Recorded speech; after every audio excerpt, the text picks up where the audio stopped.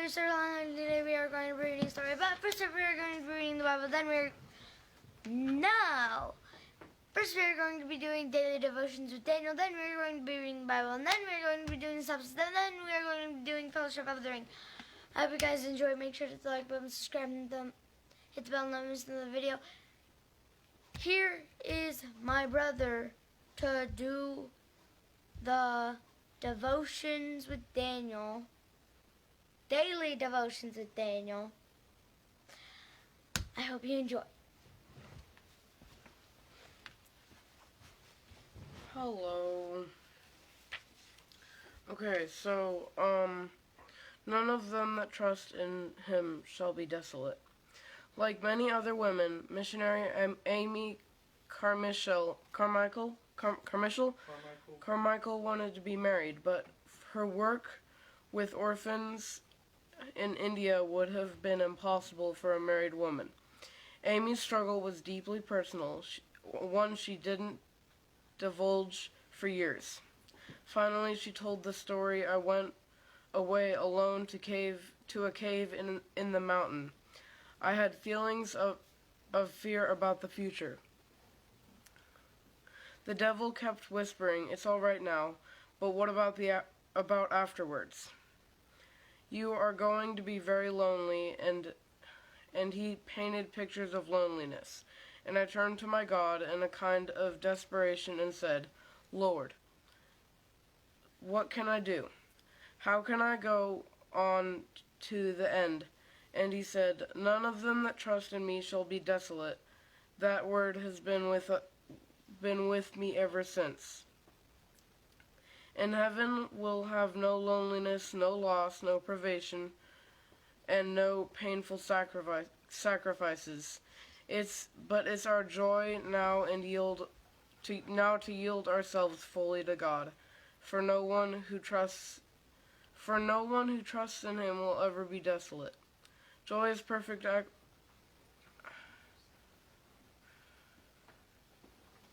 acquiescence, acceptance, rest. Joy is perfect acquiescence, acceptance, rest in God's will, whatever comes. Amy Carmichael.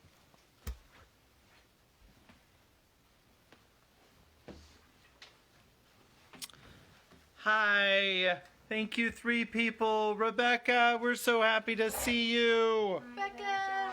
And I'm sorry I haven't been posting on YouTube lately, like the last few videos.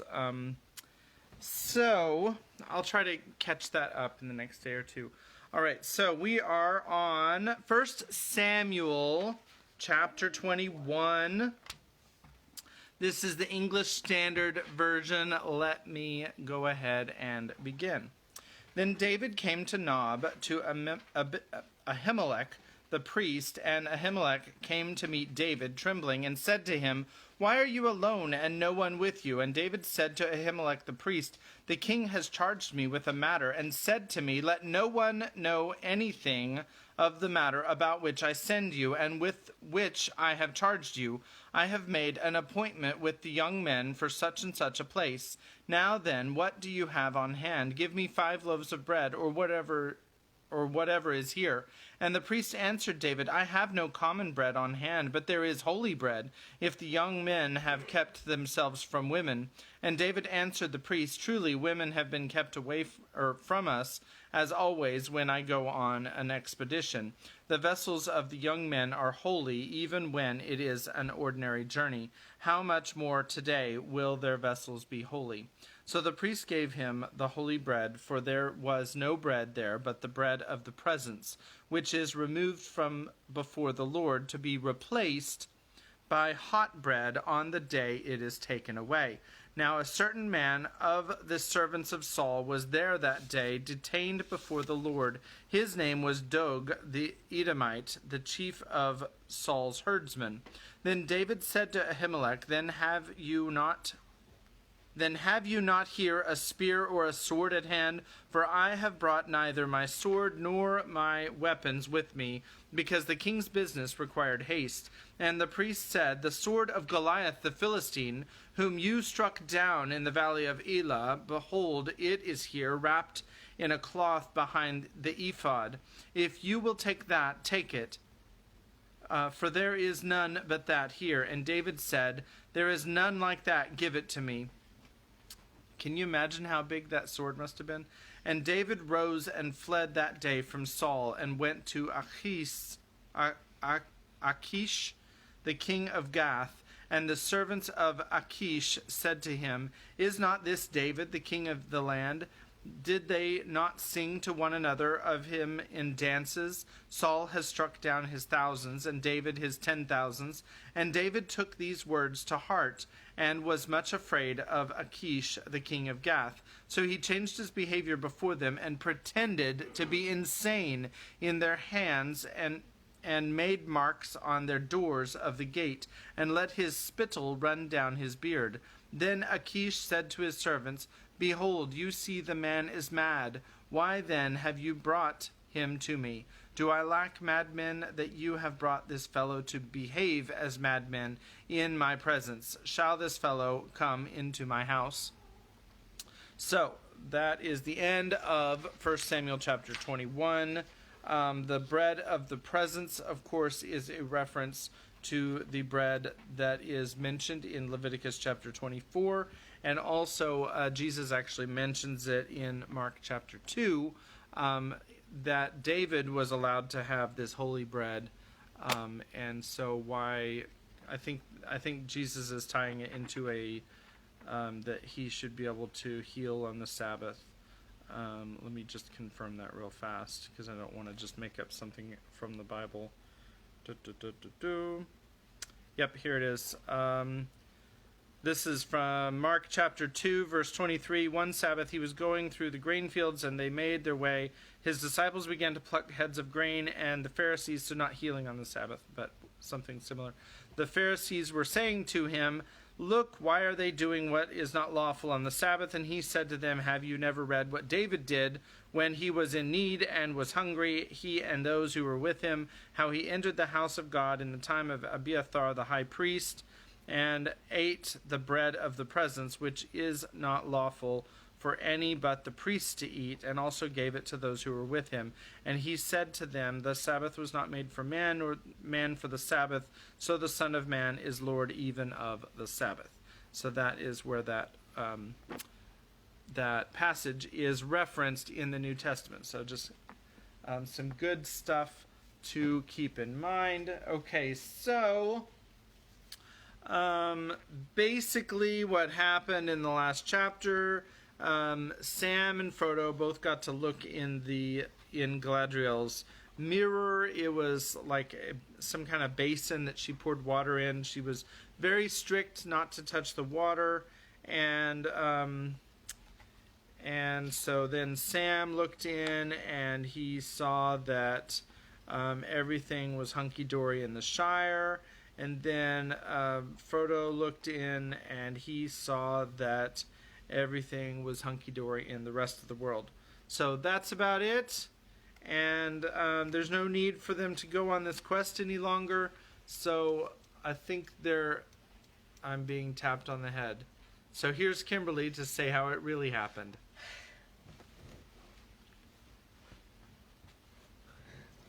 How do you come up with all this stuff, Dad? I'm a writer. Sure. You're a writer. Okay, so what actually happened is Sam looked in, and they were like tearing apart a few things in the Shire, and there were some really bad things happening. And he's like, I gotta go over there before they do such and such and such and such. I forget what they're trying to do, but they're like taking apart some buildings or something. I think his gaffer was like homeless too. Yeah. And then what happened was, when Frodo looked in, he saw someone who looked a lot like Gandalf. And he almost said Gandalf out loud, but it turns out this person was in a white robe, and he wasn't sure if it was Gandalf or not. Then he saw a few other things, and then the eye of Sauron Yes. Saruman or Saruman? The Eye of Sauron. Sauron. Sorry, it's not confusing at all that the White Wizard is Saruman. I mean, no coincidence at all, right? With a name like that, you're bound to become bad, right? If it's that close to a Dark Lord's name. So then, he was talking with, I think it's the Lady Galadriel. Yep. Is that it? Yeah. He was talking with her, and he noticed that she had a ring of power, and he talked to her about it, and then he offered the ring, and she was like, yeah, I would be so great at first, and then I'd become an evil lord. And Evil then, lady. yeah, I guess, evil lady, and then I would be really bad. So, yeah. And then, Sam, he was like, you know, I have no idea what you guys are talking about, because I don't even see the ring on her finger. I'm going to hand it off to Dad. I had forgotten about that, about the Sam not seeing her ring. That's kind of interesting. I don't know if that's ever brought up later in the story or not. But I put Orin on, even though that's a different story. But this one is never ending, so I can wear it whenever I want to. All right. So, bookmark falls on the floor. Great. Alrighty. Perfect. We're on chapter 8 of book 2. This one is called Farewell to Lórien. Lórien, of course, is the place where they are. My guess is they're going to leave the place. Alright, so let us begin. That night the company was again summoned to the chamber of Celeborn, and there the lord and lady greeted them with fair words. At length Celeborn spoke of their departure. Now is the time, he said, when those who wish to continue the quest must harden their hearts to leave this land. Those who no longer wish to go forward may remain here for a while, but whether they stay or go, none can be sure of peace, for we are come now to the edge of doom. Here, those who wish may await the oncoming of the hour till either the ways of the world lie open again, or we summon them to the last need of Lórien.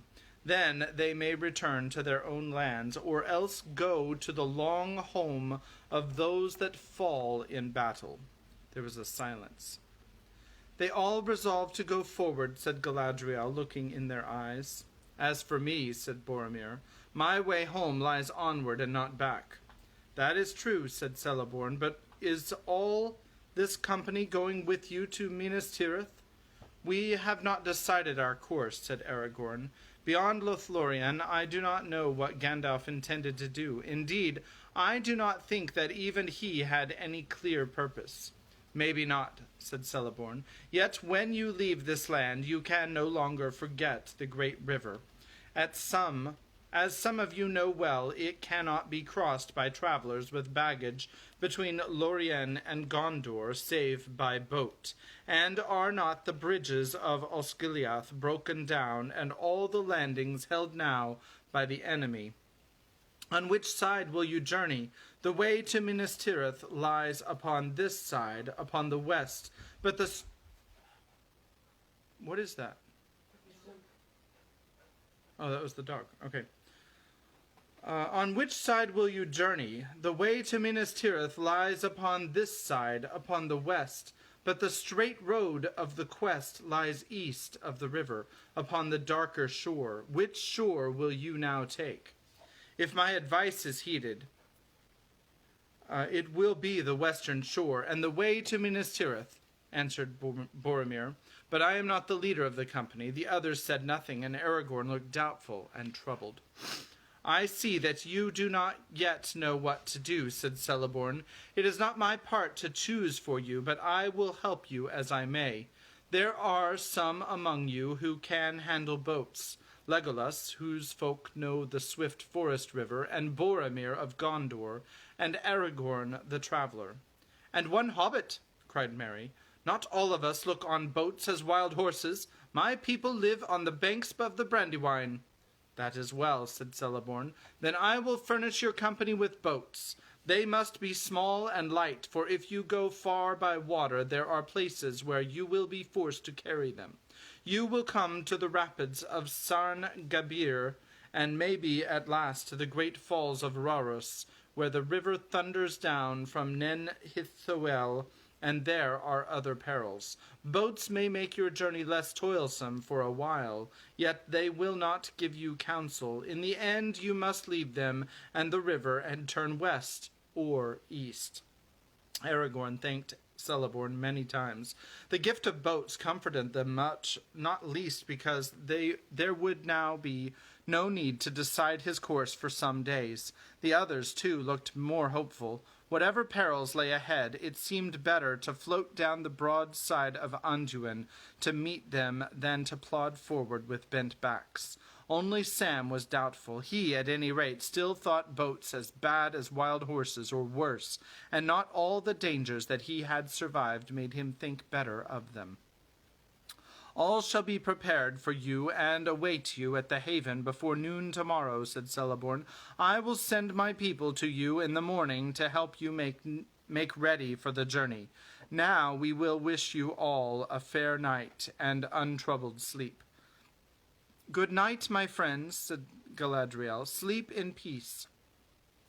Do not trouble your hearts overmuch with thought of the road tonight. Maybe the paths that you each shall tread are already laid before your feet, though you do not see them. Good night." The company now took their leave and returned to the pavilion. Legolas went with them, for this was to be their last night in Lothlorien, and and in spite of the words of Galadriel, they wished to take counsel together.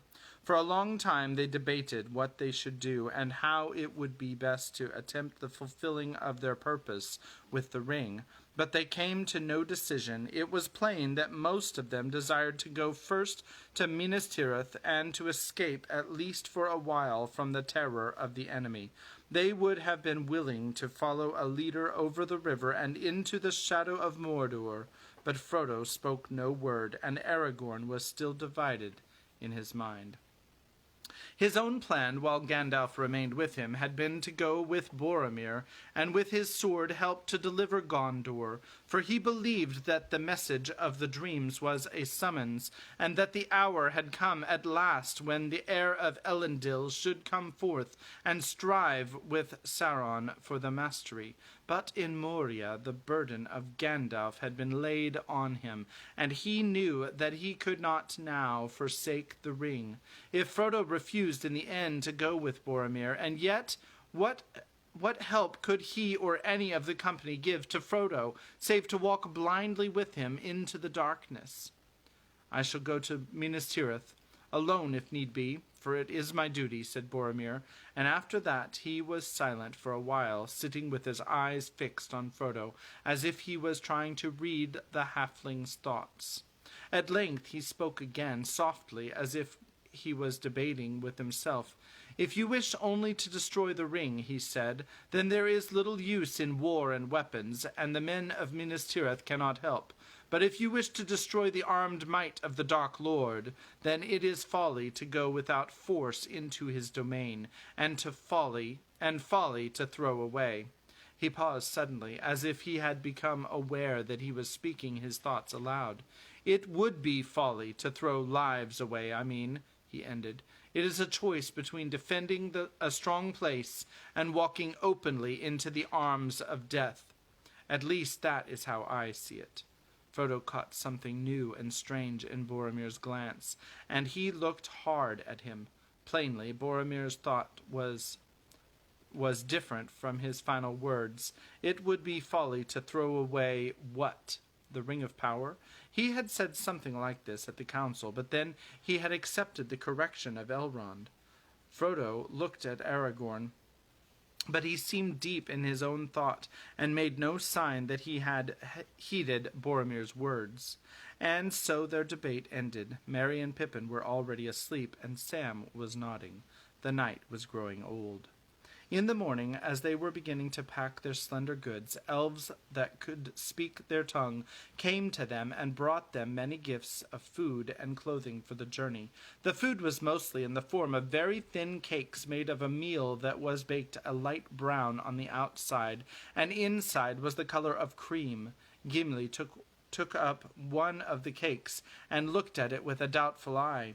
"Cram!" he said under his breath, as he broke off a crisp corner and nibbled at it. His expression quickly changed, and he ate all the rest of the cake with relish. "No more, no more," cried the elves, laughing. "You have eaten enough already for a long day's march." "I thought it was only a kind of cram, such as the Dale men make for journeys in the wild," said the dwarf.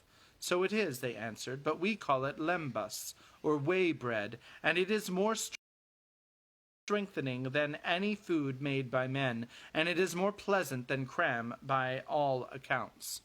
"Indeed it is," said Gimli. "Why, it is better than the honey cakes of the Beornings, and that is great praise, for the Beornings are the best bakers that I know of, but they are none too willing to deal out their cakes to travelers in these days. You are kindly hosts." "All the same, we bid you the spare food," they said. "Eat little at a time." "We bid you spare the food, sorry. Eat little at a time, and only at need, for these things are given to serve you when all else fails. The cakes will keep sweet for many days, if they are unbroken and left in their leaf wrappings, as we have brought them. One will keep a traveler on his feet for a day of long labor, even if he be one of the tall men of Minas Tirith. The elves next unwrapped and gave to each of the company the clothes they had brought. For each they had provided a hood and cloak, made according to his size, of the light but warm silken stuff that the Galadrim wove. It was hard to say of what color they were. Gray with the hue of twilight under the trees they seemed to be, and yet if they were moved or set in another light, they were green as shadowed leaves, or brown as fallow fields by night, dusk silver as water under the stars. Each cloak was fastened about the neck with a brooch, like a green leaf veined with silver. "Are these magic cloaks?" asked Pippin, looking at them with wonder. "I do not know what you mean by that," answered the leader of the elves. "They are fair garments, and the web is good, for it was made in this land. They are elvish robes, certainly, if that is what you mean. Leaf and branch, water and stone, they have the hue and beauty of all these things under the twilight of Lórien that we love, for we put the thought of all that we love into all that we make. Yet they are garments, not armor, and they will not turn shaft or blade, but they should serve you well. They are light to wear, and warm enough or cool enough at need, and you will find them a great aid in keeping out of the sight of unfriendly eyes. Whether you walk among the stones or the trees, you are indeed high in the favor of the lady, for she herself and her maidens wove this stuff, and never before have we clad strangers in the garb of our own people." After their morning meal, the company said farewell to the lawn by the fountain. Their hearts were heavy, for it was a fair place, and it had become like home to them, though they could not count the days and nights that they had passed there. As they stood for a moment looking at the white water in the sunlight, Haldir came walking toward them over the green grass of the glade. Frodo greeted him with delight. "I have returned from the northern fences," said the elf, "and I am sent now to be your guide again. The Dimril Dale is full of vapor and clouds of smoke, and the mountains are troubled. There are noises in the deeps of the earth. If any of you had thought of returning northwards to your homes, you would not have been able to pass that way. But come, your path now goes south." As they walked through Caras Galadon, The green ways were empty, but in the trees above them many voices were murmuring and singing. They themselves went silently. At last Haldir led them down the southward slopes of the hill, and they came again to the great gate hung with lamps, and to the white bridge, and so they passed out and left the city of the elves. Then they turned away from the paved road and took a path that went off into the deep thicket of malorn trees, and passed on, winding through rolling woodlands of silver shadow, leading them ever down southward and eastward toward the shores of the river. They had gone some 10 miles, and noon was at hand when they came on a high green wall. Passing through an opening, they came suddenly out of the trees. Before them lay a long lawn of shining grass studded with golden Eleanor that glinted in the sun. The lawn ran out into a narrow tongue between the bright margins. On the right and west the Silverlode flowed glittering. On the left and east the great river rolled its broad waters deep and dark. On the further shores the woodland still marched on southward as far as the eye could see, but all the banks were bleak and bare. No malorn lifted its golden-hung boughs beyond the land of Lórien. On the bank of the Silverlode, at some distance up from the meeting of the streams, there was a height of white stones and white wood, but it were moored many boats. By it were moored many boats and barges. Some were brightly painted and shone with silver and gold and green, but most were either white or gray. 3 small gray boats had been made ready for the travelers, and in these the elves stowed their goods, and they added also coils of rope, 3 to each boat. Slender they looked, but strong, silken to the touch, gray of hue like elven cloaks. "What are these?" asked Sam, handing one that lay upon the greensward. "Ropes indeed," answered an elf from the boats. "Never travel far without a rope, and one that is long and strong and light. Such are these. They may be a help in many needs." "You don't need to tell me that," said Sam. "I came without any, and I've been worried ever since. But I was wondering what these were made of, knowing a bit about rope making, but it's in the family, as you might say." "They are made of hithlane," said the elf, "but there is no time now to instruct you in the art of their making. Had we known that this craft delighted you, we could have taught you much, but now, alas, unless you should at some time return hither, you must be content with our gift. May it serve you well." "Come," said Haldir, all is now ready for you. Enter the boats, but take care at first." "Heed the word," said the other elves. "These boats are light built, and they are crafty, and unlike the boats of other folk. They will not sink, lade them as you will, but they are wayward and mishandled. It would be wise if you accustomed yourselves to stepping in and out here where there is a landing place before you set off downstream." The company was arranged in this way. Aragorn, Frodo, and Sam were in one boat, Boromir, Merry, and Pippin in another, and in the third were Legolas and Gimli, who had now become fast friends. In this last boat most of the goods and packs were stowed. The boats were moved and steered with short-handled paddles that had broad-leaf-shaped blades. When all was ready, Aragorn led them on a trial up the Silverlode. The current was swift, and they went forward slowly. Sam sat in the bows, clutching the sides and looking back wistfully to the shore. The sunlight glittering on the water dazzled his eyes. As they passed beyond the green field of the Tongue, the trees drew down to the river's bank. Here and there golden leaves tossed and floated on the rippling stream. The air was very bright and still, and there was a silence except for the high, distant song of larks. They turned a sharp bend in the river, and there, sailing proudly down the stream toward them, they saw a swan of great size. The water rippled on either side of the white breast beneath its curving neck. Its beak shone like burnished gold, and its eyes glinted like jet set in yellow stones. Its huge white wings were half lifted. A music came down the river as it drew nearer, and suddenly they perceived that it was a ship wrought and carved with elven skill in the likeness of a bird. 2 elves clad in white steered it with black paddles. In the midst of the vessel sat Celeborn, and behind him stood Galadriel, tall and white. A circlet of golden flowers was in her hair, and in her hand she held a harp, and she sang. Sad and sweet was the sound of her voice in the cool, clear air. I sang of leaves of gold, and leaves of gold there grew. Of wind I sang, a wind there came, and in the branches blew.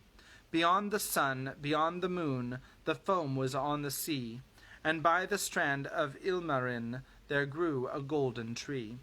Beneath the stars of ever eve in Eldamar it shone, in Eldamar beside the walls of elven Tirion.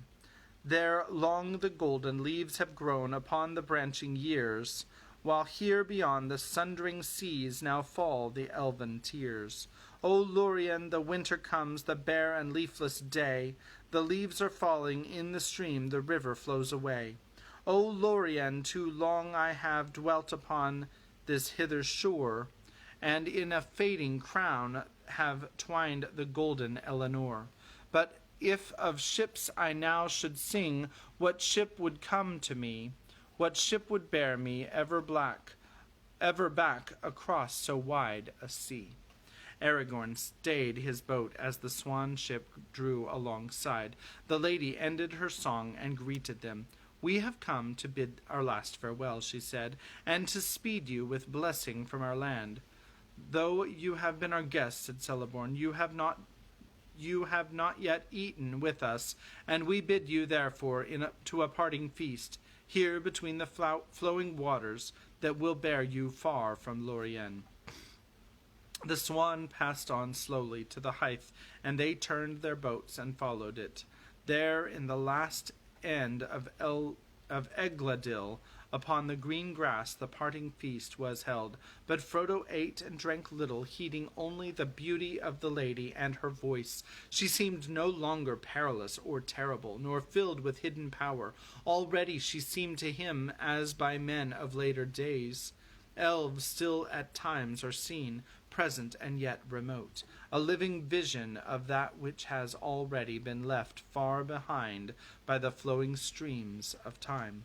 After they had eaten and drunk, sitting upon the grass, Celeborn spoke to them again of their journey, and lifting his hand he pointed south to the woods beyond the Tongue. As you go down the water, he said, you will find that the trees will fail, and you will come to the barren country. There the river flows in stony vales amid high moors, until at last, after many leagues, it comes to a tall island in the Tindrock, for that we call Tol Brandir. There it casts its arms about the steep shores of the isle, and falls then with a great noise and smoke over the cataracts of Rhoros, down into Nindalf, the Wetwang, as it is called in your tongue. That is a wide region of sluggish fen, where the stream becomes tortuous and much divided. There the Entwash flows in by many mouths from the forest of Fangorn in the west. About that stream, on this side of the great river, lies Rohan. On the further side are the bleak hills of the Emyn Muil. The wind blows from the east there, for they look out over the dead marshes and the no-man lands to Cirith Gorgor and the black gates of Mordor. Boromir and any that go with him seeking Minas Tirith will do well to leave the great river above Rhoros and cross the Entwash before it finds the marshes. Yet they should not go too far up that stream, nor risk becoming entangled in the forest of Fangorn. That is a strange land, and it is now little known, but Boromir and Aragorn doubtless do not need this warning. Indeed, we have heard of Fangorn in Minas Tirith, said Boromir. But what I have heard seems to me, for the most part, old wives' tales, such as we tell to our children. All that lies north of Rohan is now to us so far away that fancy can wander freely there. Of old Fangorn lay upon the borders of our realm, but it is now many lives of men since any of us visited it, to prove or disprove the legends that have come down from distant years. I have myself been at whiles in Rohan, but I have never crossed its northwards.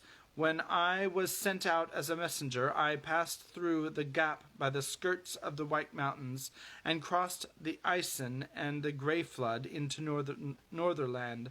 A long and wearisome journey, 400 leagues I reckon it, and it took me many months, for I crossed my horse at Tharbad, at the fording of the Grey Flood.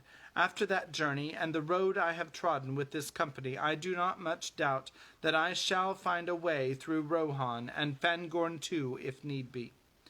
Then I need say no more, said Celeborn, but do not despise the lore that has come down from distant years, for oft it may chance that old wives keep in memory word of things that once were needful for the wise to know. Now Galadriel rose from the grass, and taking a cup from one of her maidens, she filled it with white mead and gave it to Celeborn. Now is the time to drink the cup of farewell, she said. Drink, Lord of the Galadrim, and let not your heart be sad, though night must follow noon, and already our evening draweth nigh. Then she brought the cup to each of the company, and bade them drink and farewell. But when they had drunk, she commanded them to sit again on the grass, and chairs were set for her and for Celeborn. Her maidens stood silent about her, and while she looked upon her guests, at last she spoke again. We have drunk the cup of parting, she said, and the shadows fall between us. But before you go, I have brought in my ship gifts, which the Lord and Lady of the Galadrim now offer you in memory of Lórien. Then she called to each in turn. Here is the gift of Celeborn and Galadriel. To the leader of your company, she said to Aragorn, and she gave him a sheath that had been made to fit his sword. It was overlaid with a tracery of flowers and leaves wrought of silver and gold, and on it were set in elven runes formed of many gems the name Andúril and the lineage of the sword. The blade that is drawn from this sheath shall not be stained or broken even in defeat, she said. But is there aught else that you desire of me at our parting? For darkness will flow between us, and it may be that we shall not meet again, unless it be far hence upon a road that has no returning. And Aragorn answered, Lady, you know all my desire, and long held in keeping the only treasure that I seek.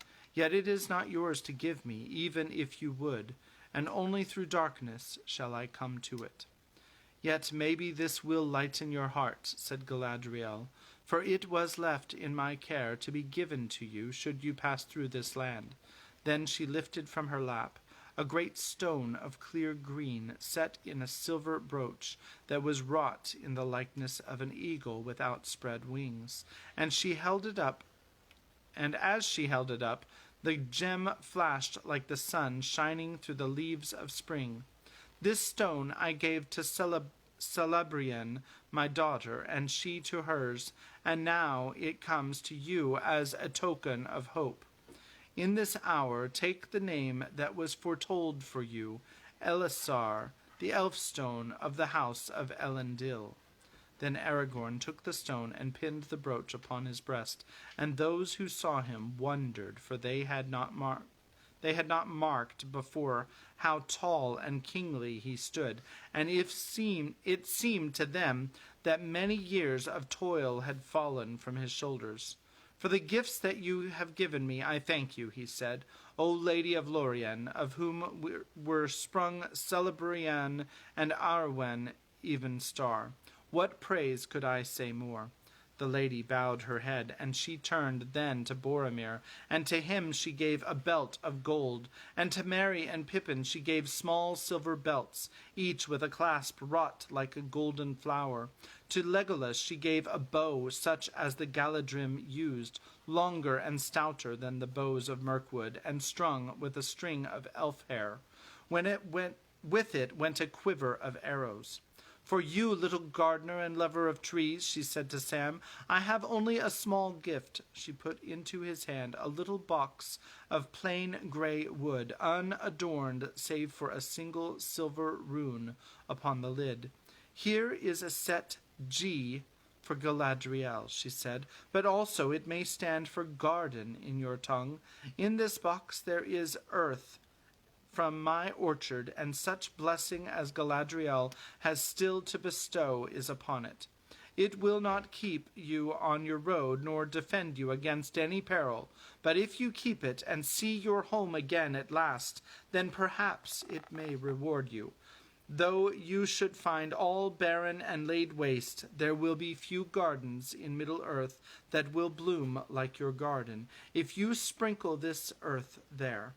Then you may remember Galadriel and catch a glimpse far off of Lórien that you have seen only in our winter. For our spring and our summer are gone by, and they will never be seen on earth again, save in memory." Sam went red to the ears and muttered something inaudible as he clutched the box and bowed as well as he could. "And what gift would a dwarf ask of the elves?" said Galadriel, turning to Gimli. "None, my lady," answered Gimli. "It is enough for me to have seen the Lady of Galadrim, and to have heard her gentle words. Hear all ye elves," she cried to those about her. "Let none say again that dwarves are grasping and ungracious. Yet surely, Gimli, son of Glóin, you deserve something that I could give. Name it, I bid you. You shall not be the only guest without a gift." "There is nothing, Lady Galadriel," said Gimli, bowing low and stammering. "Nothing, unless it is permitted to ask, nay, to name a single strand of your hair, which surpasses the gold of the earth as the stars surpass the gems of the mine. I do not ask for such a gift, but you command me to name my desire." The elves stirred and murmured with astonishment, and Celeborn gazed at the dwarf in wonder, but the lady smiled. "It is said that the skill of the dwarves is in their hands rather than in their tongues," she said. "Yet that is not true of Gimli, for none have ever made to me a request so bold and yet so courteous. And how shall I refuse, since I commanded him to speak? But tell me, what would you do with such a gift?" "Treasure it, my lady," he answered, "in memory of your words to me at our first meeting, and if ever I return to the smithies of my house, it shall be set in imperishable crystal, to be an heirloom of my house and a pledge of goodwill between the mountain and the wood until the end of days." Then the lady unbraided one of her long tresses and cut off 3 golden hairs and laid them in Gimli's hand. "These words shall go with the gift," she said. "I do not foretell, for all foretelling is now vain. On the one hand lies darkness, and on the other only hope. But if hope should not fail, then I say to you, Gimli, son of Glóin, that your hand shall flow with gold, and yet over you gold shall have no domain. And you, ring-bearer," she said, turning to Frodo, "I come to you last, who are not last in my thoughts. For you I have prepared this." She held up a small crystal vial.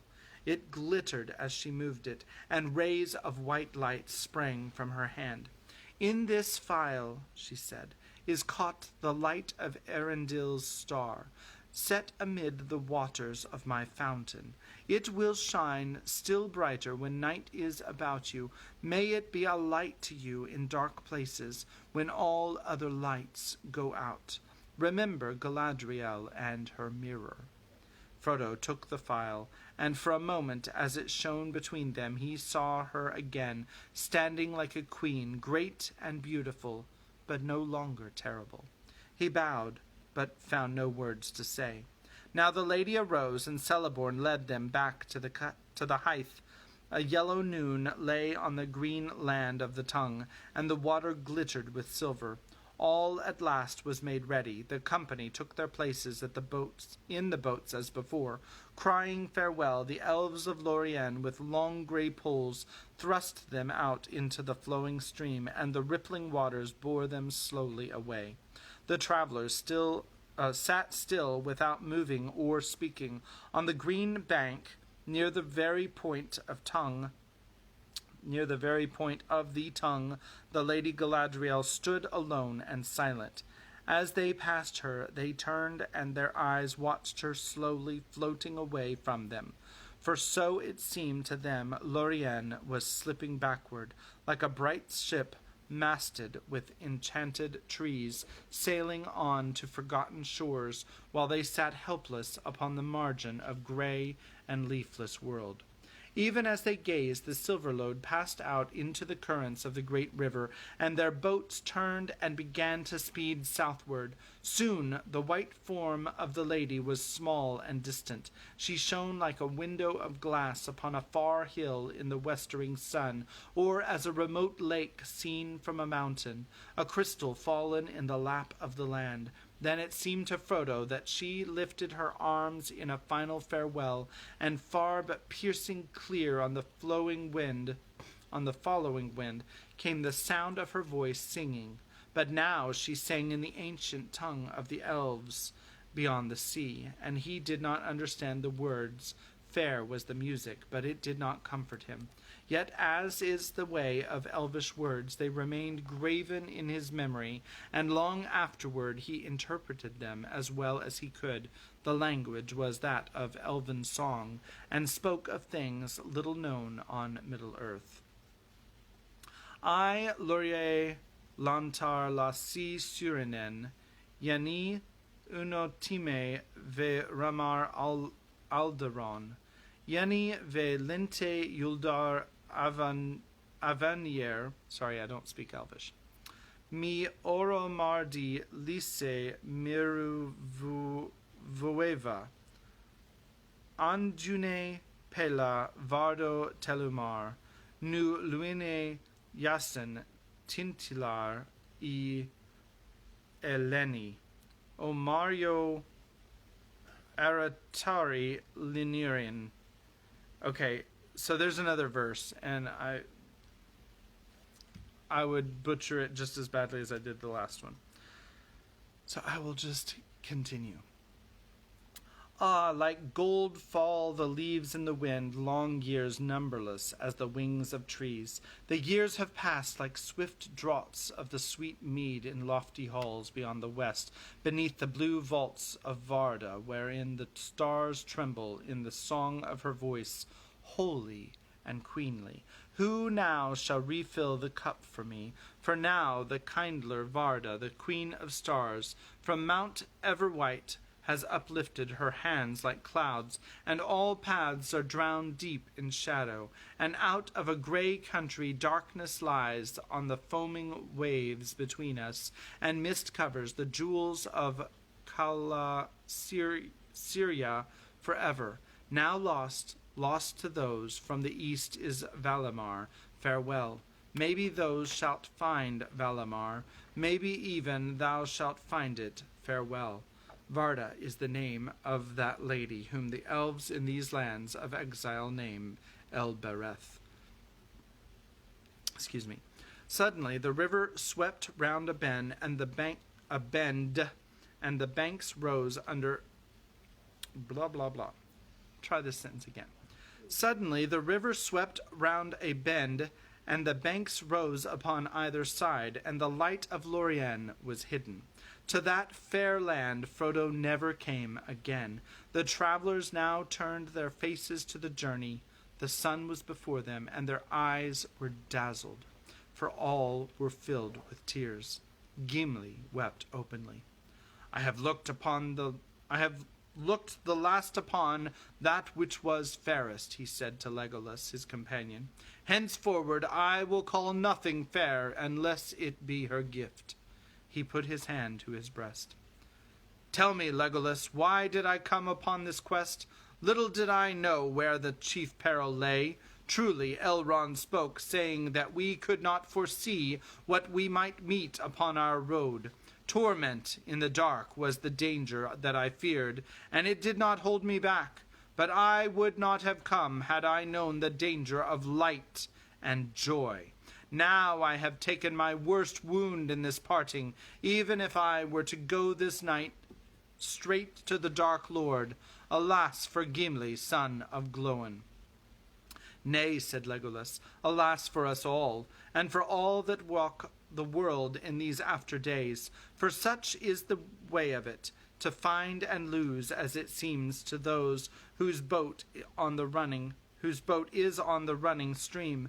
But I count you blessed, Gimli, son of Glóin, for your loss you suffer of your own free will, and you might have chosen otherwise. But you have not forsaken your companions, and the least reward that you shall have is that the memory of Lórien will remain ever clear and unstained in your heart, and shall neither fade nor grow stale. Maybe, said Gimli, and I thank you for your words, true words, no doubt. Yet all such comfort is cold. Memory is not what the heart desires. That is only a mirror, be it clear as Khaled Zaram, or so says the heart of Gimli the dwarf. Elves may see things otherwise. Indeed, I have heard that for them memory is more like the waking world than to a dream. Not so for the dwarves. But let us talk no more of it. Look to the boat. She is too low in the water with all this baggage, and the great river is swift. I do not wish to drown my grief in cold water. He took up a paddle and steered toward the western bank, following Aragorn's boat ahead, which had already moved out of the middle stream. So the company went on their long way down the wide hurrying waters, borne ever southward. Bare woods stalked along either bank, and they could not see any glimpse of the lands beyond. The breeze died away, and the river flowed without a sound. No voice of bird broke the silence. The sun grew misty as the days grew old, until it gleamed in a pale sky like a high white pearl. Then it faded into the west, and dusk came early, followed by a gray and starless night. Far into the dark, quiet hours they floated on, guiding their boats under the overhanging shadows of the western woods. Great trees passed by like ghosts, thrusting their twisted, thirsty roots through the mist down into the water. It was dreary and cold.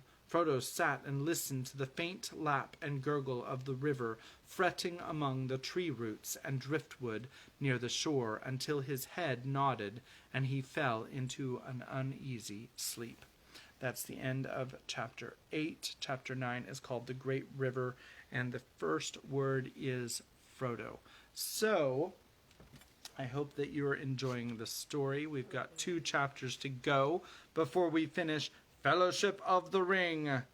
And I think they're actually fairly short chapters. I might consider combining them, but it's probably not going to be tomorrow. I know I have an evening mission, and it'll depend on when I get back from then whether or not we can even do the live stream. No, I think it's probably too long to combine. So, all right.